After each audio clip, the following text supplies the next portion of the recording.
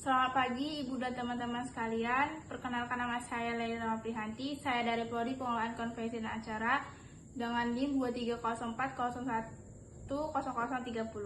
Baiklah Bu dan teman-teman sekalian, di sini saya akan menjelaskan tentang laporan bisnis, data produksi dan penjualan produk pupuk dan non-pupuk di Indonesia di tahun 2020. Pupuk sangat banyak diperlukan para petani guna untuk tetap melestarikan tanaman mereka agar tetap segar.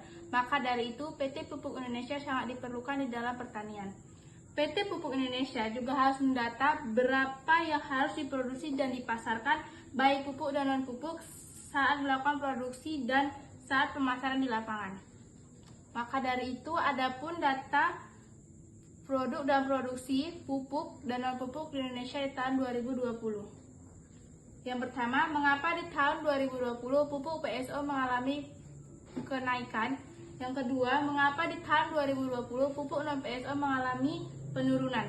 Dan ketiga, pencapaian target di tahun 2020. Yang pertama, tahun 2020 pupuk PSO mengalami kenaikan yang merupakan jenis pupuk bersubsidi di sektor tanaman pangan dan sudah mencapai target sebesar 10.472.000 ton. Peningkatan tahun 2020 pupuk PSO ini karena adanya peningkatan ekspor yang dilakukan dari tahun sebelumnya atau tahun 2019. Dan peningkatan disebabkan oleh kinerja produksi yang baik dan bagus.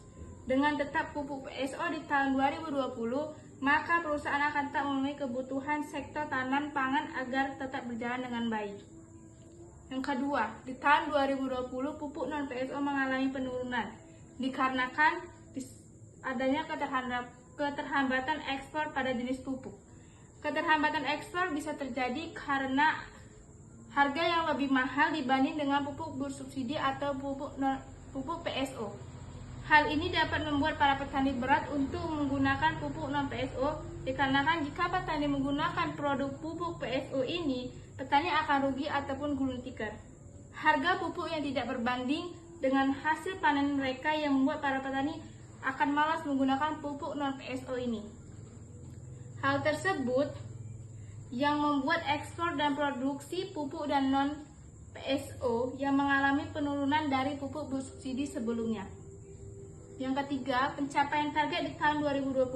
Sepanjang di tahun 2020, PT Pupuk Indonesia sudah mencapai target sebesar 10.472.000 ton ataupun sudah memproduksi pupuk sebanyak 12,26 juta ton atau 117% dari target yang sudah ditetapkan pemegang saham dan memperoleh laba perusahaan sepanjang di tahun 2000 mencapai 2,32 triliun.